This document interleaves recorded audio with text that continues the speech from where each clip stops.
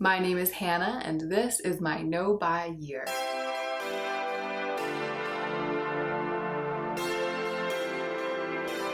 The sound might not be great today. I live in a really population-dense part of Los Angeles and my neighborhood gets super loud on Saturdays, but I'm going to hope for the best.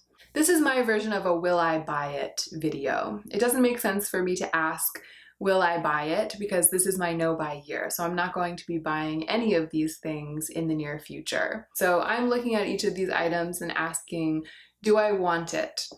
How does it make me feel? What do I think about the release, etc.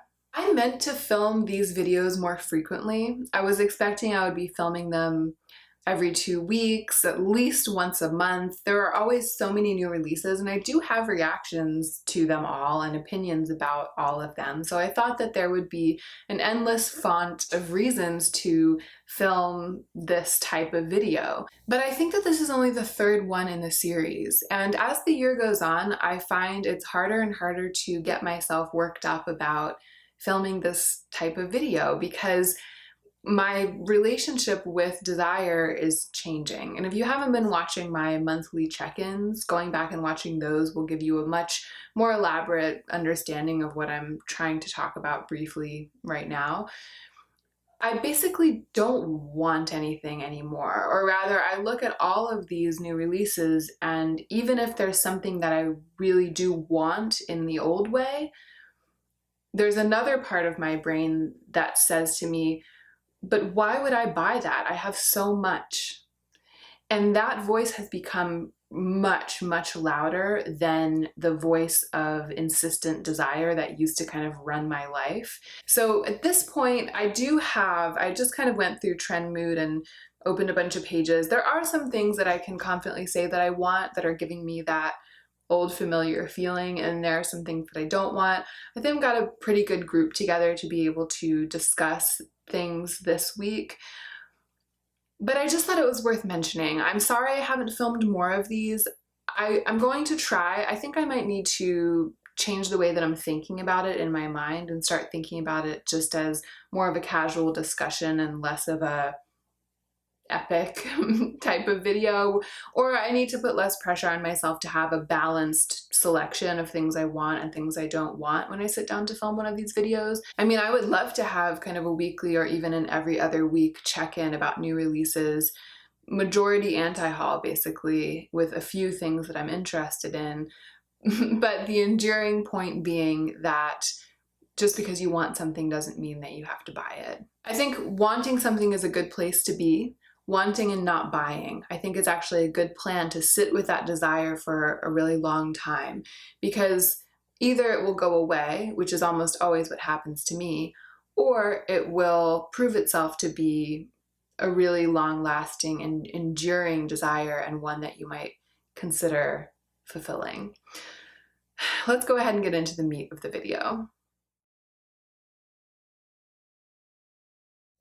So the first little window I have open here on my computer is showing the new ColourPop release, the jelly eyeshadows. What are they technically called?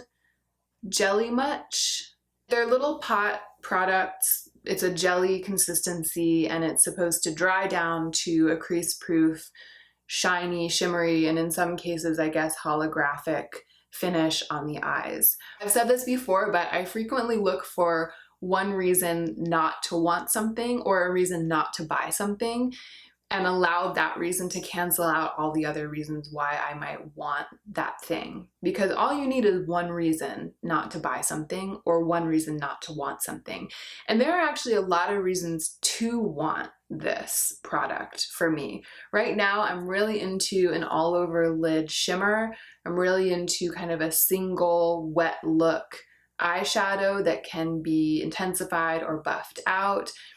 The way that this product promises to perform is something that I do want. The price is right. I really like ColourPop. Some of the colors look beautiful. I like a lot of things about it and there are a lot of things to want, but I can't stand gimmicky things. If anything even has the whisper of a gimmick about it, that's a major turnoff to me. And jelly textured makeup seems so gimmicky to me. I just think if they wanted to develop this kind of product, a liquid or cream, it's essentially a cream eyeshadow. It's just that the jelly part is a gimmick. So if they wanted to develop a cream eyeshadow that would set down and be crease-proof on the lids, why did they then put in a bunch of extra time and effort turning that product into a jelly? They did that as a gimmick. They want people to want to touch it. They want it to seem novel. And I just don't trust that. I don't trust the fact that a bunch of their research and development went into the gimmick, and then part of their research and development also went into the performance of the product. It just makes me not want to buy it. And so it's a no-brainer for me. In spite of the fact that I'm currently obsessed with little pot eyeshadows and things you apply with your finger and all over lid and like the idea of the way this performs is actually the main thing that I'm interested in right now in makeup. I don't want this. All right, the next thing that's coming up is NikkieTutorials collab with Ofra, Space Baby. Is that what it's called? There are two, I think she came out with two highlighters, two duochrome highlighters. The one that's coming up is the lilac, pearl, purple, blue, pearl, lilac, purple duochrome one. It's a picture of her with it on her cheek. I don't want this. Why? Why would anyone buy this who already has a duochrome highlighter? And who among us does not? Unless you're a person who doesn't want one. Like if you wanted one, you already have one, because it's been like 2 years that they have absolutely saturated the market. I personally already own the Anastasia Beverly Hills Moonchild Glow Kit. I mean, never say never, but I will never buy another colorful duochrome highlighter again. Why would I do that? I have more than I would ever need.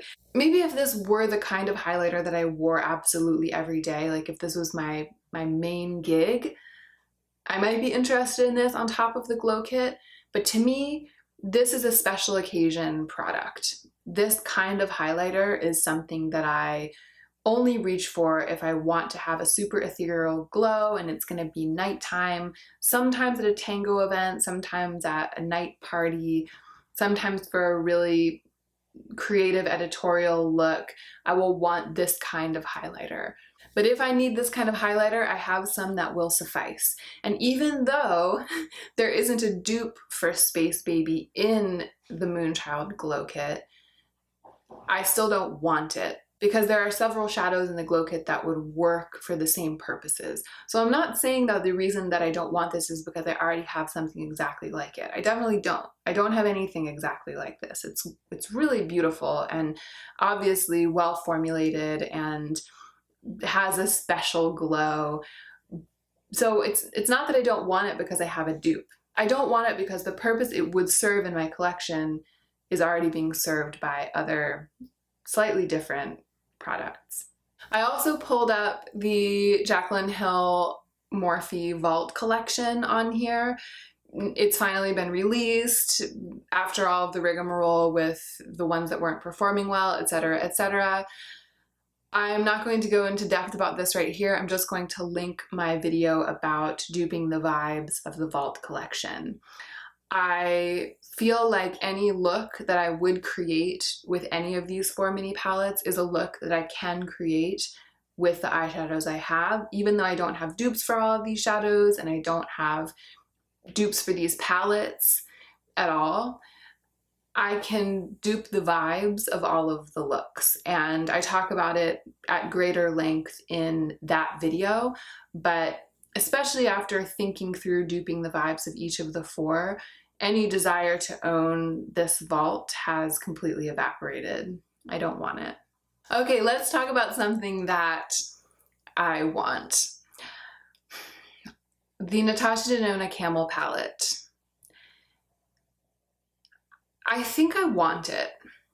The images of this have been out for a while. it is itself already released. It's something you can buy. I've been kind of monitoring my feelings about it as time has gone on, and I've seen more images and I've watched some reviews and swatches and stuff like that. It's checking all of my boxes. So my desire for this palette and then the voice in my head that says, why would you want something like this? You already have so much, are like locked in a stalemate, and that's just really interesting to me. I don't want very much stuff anymore. This is a rare occasion, and for some reason the Natasha Denona Camel palette is bringing this occasion about. So let's talk about why I think that this might be happening to me.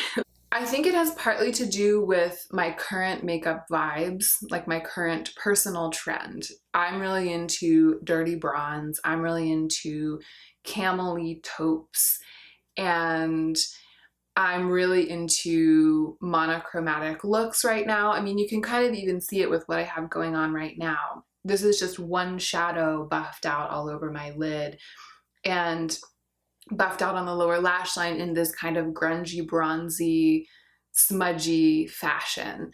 And I feel like this palette really lends itself to that. It's got the mattes that I really gravitate towards.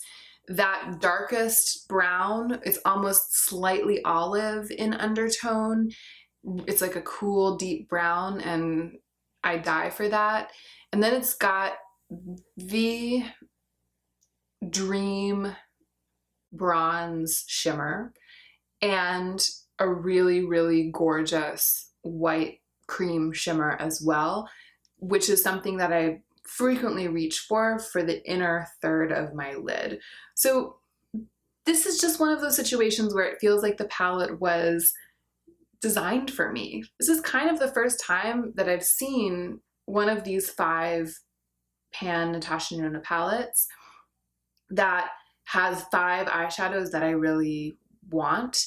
And so that means that it's excellent value for money for me, because I would use all of these a lot. And so that breaks down to about $10 a shadow, if not less than $10 a shadow. If I wasn't on a no-buy, this would be a good opportunity for me to try Natasha Denona. Like, it would be the push I needed to give the brand a try. Because the other thing about the Camel palette is that it's easy to depot. I think it's magnetic. It's maybe the first time she's made a magnetic 5-pan palette. I think I've heard that somewhere. Lately, I've been really into depotting my eyeshadows and moving them around and curating my magnetic palettes. That's what I would do with this. I would pop all the shadows out and I would put it in one of my magnetic palettes, and I would incorporate them in the curation of weekly or monthly groups of eyeshadows, which I'm starting to suspect is most of what my eyeshadow behavior is going to be next year. So this rings my bell in that way too. It would be like buying 10 individual eyeshadows from Natasha Denona at the price of $10 a shadow. And that sounds like something that I would do. Now, the things that have given me pause about this, one is that it looks so different in different photographs. In some photographs, it looks like a really warm toned palette, and that's not something that I want. And in some photographs, it looks incredibly cool toned, almost gray, and that is something that I want. In real life, and I have seen it, because I went to Sephora the other day to get sunscreen samples. I'm going to be updating you guys soon on my sunscreen journey. I checked out this palette and it's really neutral. The darkest shadow is definitely cool. The mid-toned camel color is definitely warm. And the one in the very center, the taupe, is like as neutral as it gets. It's neither warm nor cool. It's like a dream lid shade for me. And I think the same is true of the bronze and the cream. They might be a little bit on the warm side, but they're not as warm as what I have on my eyes today, for example. It's a neutral palette, and I want it.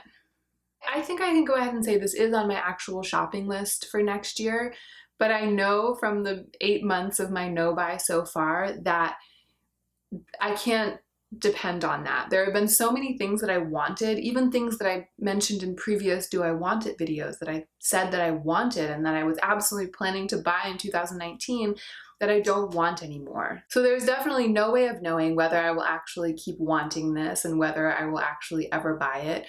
There's a very, very good chance, based on my recent personal experience, that by the time 2019 rolls around, I won't actually want this anymore. My feelings about collecting makeup are changing.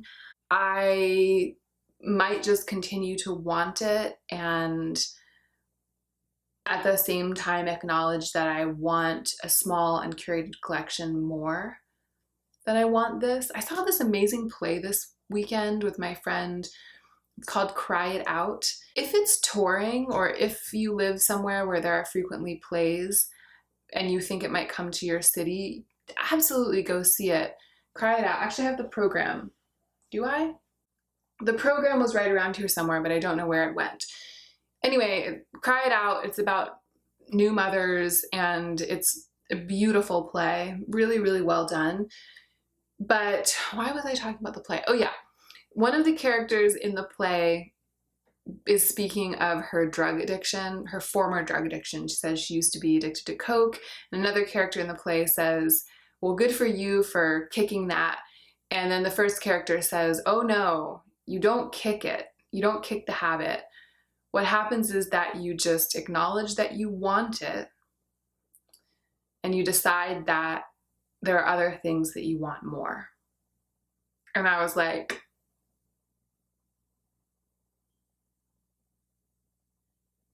that's me with eyeshadow.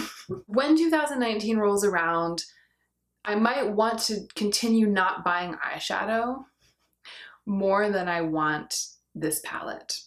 But that doesn't mean that I don't want it, because I do.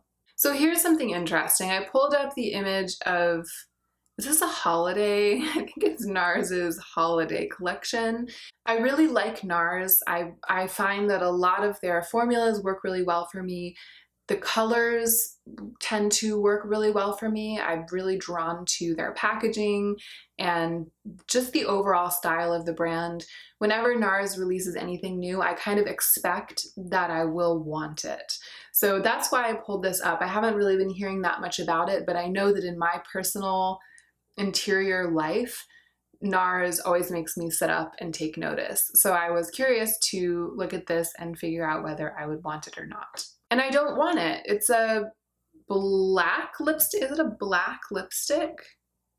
There's not a swatch of the lipstick, but it looks like a really, really dark, long-wearing, audacious lipstick with beautiful special packaging. It's like beautiful limited edition packaging. I just have no reason to buy that, and the last thing I will do is to buy some product that I won't wear just because it's limited edition or just because it has beautiful packaging.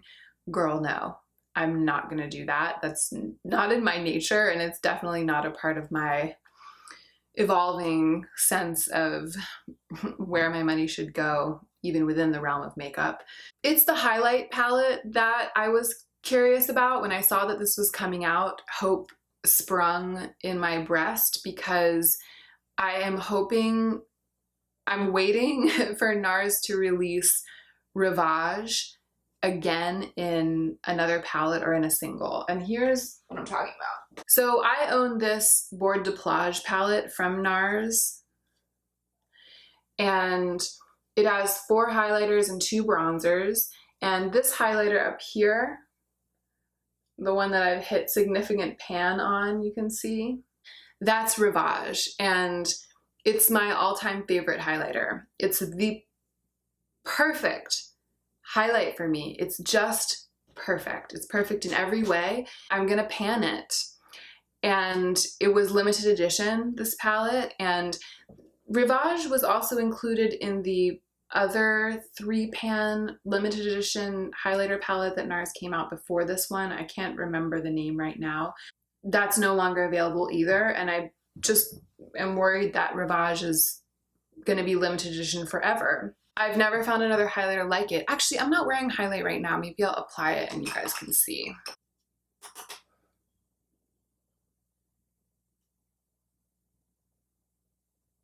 The tone is just perfect for me, and it's got that kind of clear look.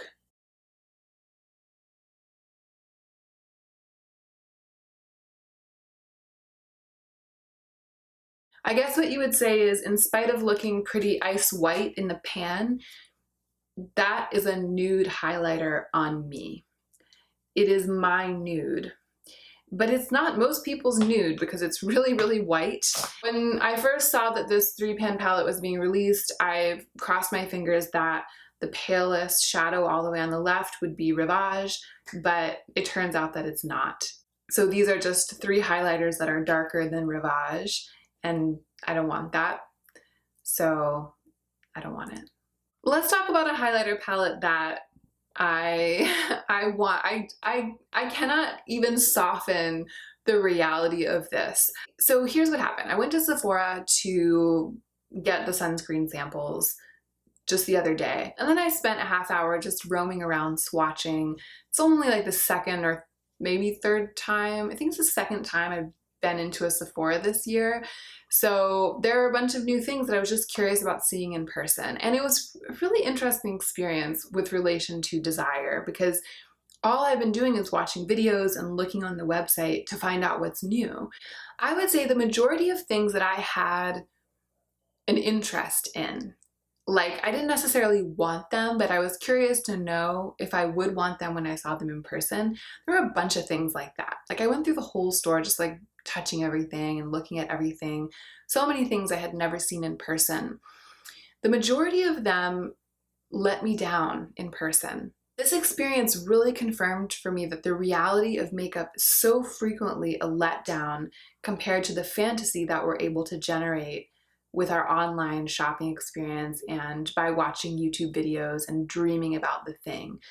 I knew that before, but the experience that I usually had before is that I would have the fantasy about the thing and then I would order the thing online.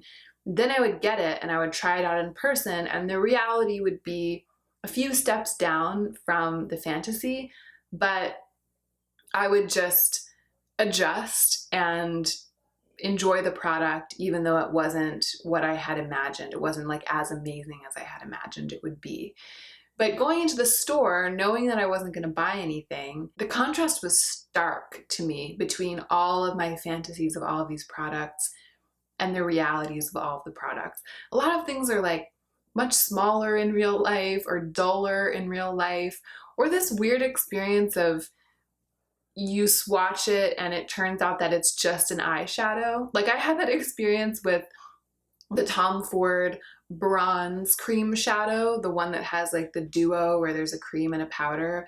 And I'd been wanting to swatch that shadow for so long, and I had built it up in my mind as this like amazing bronze eyeshadow. And I went and swatched it, and it's beautiful. But when I swatched it on my hand, I was like, oh, it's just an eyeshadow. Like, I have so many bronze eyeshadows, and this is just one more bronze eyeshadow. And if someone had asked me before I saw it, is that just an eyeshadow? I would have said, well, of course it's just an eyeshadow. What more could it be? Like, what else could it be besides an eyeshadow? But in me, something had grown, some expectation that it would be more than that, that it would deliver more than that. And swatching it popped that bubble real fast. It was like, oh yeah, this was only ever going to be just an eyeshadow. So I ran around the store in a frenzy, popping my own bubbles left and right all over the place. And then I came across something that I hadn't wanted based on what I had seen online. But when I saw it in person, yeah, I want it. So it's the Dior Backstage Glow Face Palette. So Dior came out with this new collection, Backstage Glow. There's a face and body foundation. There are a couple of eyeshadow palettes. There's a contour palette, I believe, and a brow palette. And then there's this highlighter palette. My general impression of the collection when it first came out was that there wasn't really anything remarkable about it. The shadow palettes don't look very dynamic in terms of their range of color. I have seen good reviews of it, but I didn't care about those. I didn't want it.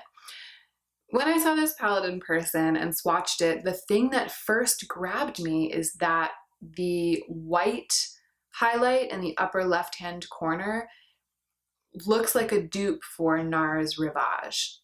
It really, really swatched as similar to Rivage as anything I've ever seen. It's the first thing I've ever seen where I was like, oh wow, this might perform really similarly to my dream highlighter. Maybe if Rivage truly is discontinued, this could replace it. I'm almost never drawn to highlighter palettes like this anymore because frequently it's just one of the shades that's the one that I reach for. My experience with this has schooled me. I thought I would really love all of this because, you know, one's kind of peachy, one's kind of pinky, one's kind of goldy, and I was like, oh yeah, I can use that on my eyes. And then these bronzers, I was like, yeah, I can use them on my eyes and I can use them as bronzers and all of this stuff. And then what's happening is that I almost only ever reach for this to dig into that one highlighter that I really, really love. It's kind of taught me that highlighter palettes in general are just a bad idea for me because I'll just use the one that suits my skin tone and I'm less likely to reach for the other ones as blushes or as eyeshadows, because in those roles I'm reaching for my blushes and my eyeshadows, which have been very carefully selected and agonized over, and I really love them and I want to use them. So that was why I kind of wrote this off when I first saw it. I was just like, well, that one white highlighter might suit me, but why would I buy 4 highlighters just to use one? So even after I swatched it and thought it was really gorgeous, I was like, oh yeah, this is amazing. Maybe Dior will release this as a single someday, and that would be something that I might want to buy. But then I swatched the other 3. I was so impressed by the colors, like the quality of tone in the colors. They don't look like much online, they don't look unique, but in person, they are really special and they're kind of sheer. And that's the thing that got me. They're not unpigmented. How can I say they're not unpigmented, but that they're kind of sheer? They didn't disappoint with pigment, but it was very clear that they could be used delicately and that they would work on me. I don't own this and I haven't used it on my face, so I should stop talking about it because it's not like I can give a comprehensive review, but I swatched all 4 and I wanted to use all 4. I wanted to own all 4 of these products, and I stood there holding it and I was like, I would totally buy this if I wasn't on a no buy. The other thing is it's only $45, which is a lot for a makeup palette, but it's not a lot for Dior. And they made it in this kind of less luxe plastic packaging, but it's still very beautifully designed and it still feels high end. It just doesn't feel like Tom Ford packaging where you understand that you're paying $88 for the packaging, you know? I like that. I'm glad that they did that. I'm glad that they invested less in their packaging and then that they're offering it at a lower price than a lot of Dior products. I loved the feeling of holding it in my hands. I liked the packaging. I liked how compact it was. I just knew instantly after having swatched all 4 of the shadows that I would have bought this in my normal life. And I can confidently say that I want it. I don't know if this is limited edition. It says exclusive on the Sephora website. Do you guys know if Dior Backstage is a permanent collection and if this is going to continue to be available? Again, that voice that says, why would you want that? You have so much is loud. Like, if the reason that I'm really into this is that shadow in the top left-hand corner reminds me of Rivage, I already have Rivage.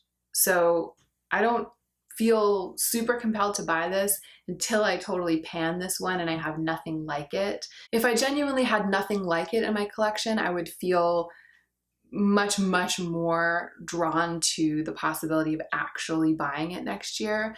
But I do. I have something a lot like it, something pretty much exactly like it. That's why I like it so much. My guess about this is that the compulsion to purchase it will have faded thoroughly, if not completely, by 2019. But right now, I want it. The other thing that really impressed me on my foray into Sephora were the new Hourglass eyeshadows in the little pots. What are they called? The Scattered Light Glitter eyeshadow. So this is basically Hourglass's version of a product that every brand has been coming out with. In fact, it's Hourglass's version of the thing that ColourPop just came out with, the gimmicky jelly one that I don't want. I am very drawn to this type of product right now. And by right now, I mean like this week and last week. And it's partly because I'm drawn to the kinds of looks that this product implies. Basically, a single color, a single sparkly shadow all over the lid and blended out in this exact kind of smudgy, sooty, irregular, casual way. That's all I've been wanting to wear lately. And I have been feeling like I don't have very many products in my collection that are designed specifically for that look. Obviously, you can do this look with any eyeshadow, and that's what I've been telling myself, and that's what I've been doing. But the only thing I have that's kind of like this are the Natasha Denona Chroma Crystals. I have 2 of those, one in the color nude and one in the color gray-brown. And they are very sheer. And if you build them up for more pigment, they crease. So they're kind of like this product. They kind of tease me. They make me feel like I could use them to get the effect that this product is designed for. But when I go to do it, I inevitably build too much of the shadow on and then they crease. So it's basically like, I want something like this and I don't have something like this.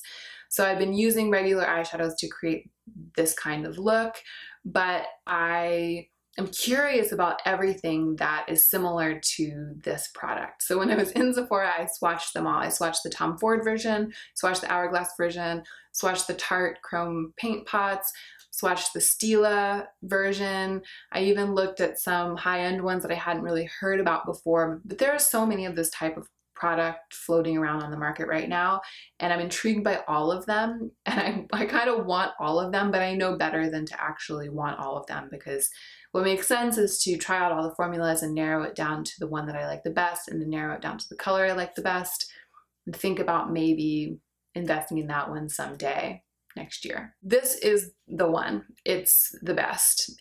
They are so sparkly, but without being glittery, because the other product that I have that's kind of in this realm are the Stila Glitter and Glows. The Stila Glitter and Glows are a liquid that dries down and doesn't crease. So I've sort of tried to experiment with this kind of look with those, but they're so glittery, they're so chunky glittery that it just looks like glitter all over. They're really not designed for the same kind of look that the Hourglass scattered light glitter eyeshadow is designed for. Or the chrome paint pots, or the blah, blah, blah. You know what I mean? I mean, I think the Stila Shimmer and Glows, the new ones, are, like, you could get this kind of look with them, but not with the glitter and glows, and those are the only ones I have. They're just glitter.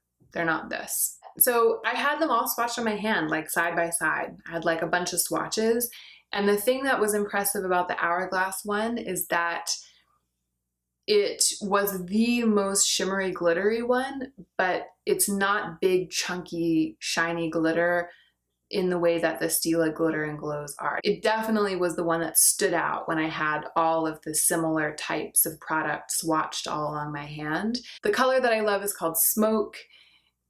To me, it just looks like it could be a long time favorite, like a top 5 ever. It could be something that I always travel with, blah, blah, blah. In my mind, I have built up this fantasy that this product could give me something that nothing else that I own is currently giving me. So I want it, because that fantasy is what makes us want a thing. It's what makes us want new makeup. And right now I'm engaging in that fantasy and I want it. And the expectation that it would perform well has been borne out by my experience watching it in store. However, that doesn't mean that I know how it would go if I actually owned it.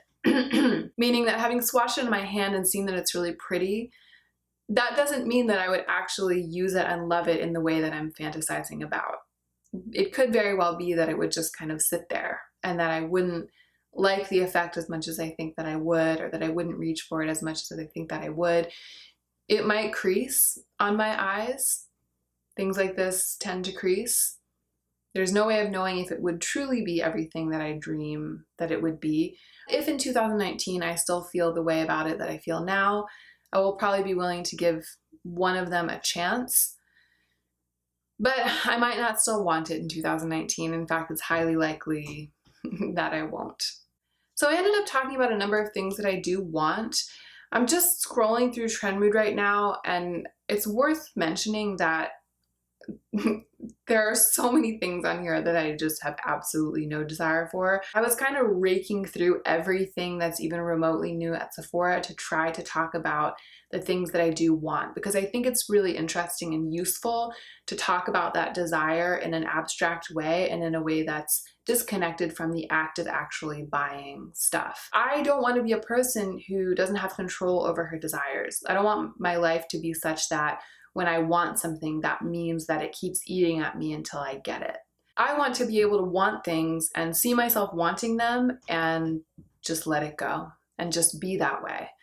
Doesn't mean that the desire will fade super fast, and it might never totally fade, but I am trying to get comfortable with wanting and not buying, because even next year when I am allowed to buy things, I plan to continue to want and not buy things. So I'm trying to flex that muscle right now. I'm trying to get really, really strong at wanting and not buying certain things. So it's more helpful for me to actually focus on and talk about the things that I do want, like the Natasha Denona Camel palette and the Hourglass shadow and the Dior palette and stuff like that. But just glancing at Trendmood, new e.l.f. foundation, matte foundation, no. Trixie Mattel collaboration with Sugar Pill. You know I love drag queens, but these colors do not call to me at all. And again, even if Trixie Mattel were my absolute all-time favorite queen, I still wouldn't buy this based on the fact that it's a collaboration with a drag queen that I love. Jeffree Star Liquid Frost, no. And even in the product shots, it looks grainy. I have no interest in the Balm, their new palettes, no. Ofra, no. I just don't want very much stuff. I mean, Pat McGrath's new palette looks really beautiful, but I have so much eyeshadow and there's nothing about it that's making me like feel those feelings. It's just another pretty palette, fresh vitamin nectar water that you spray on your face. Don't want it.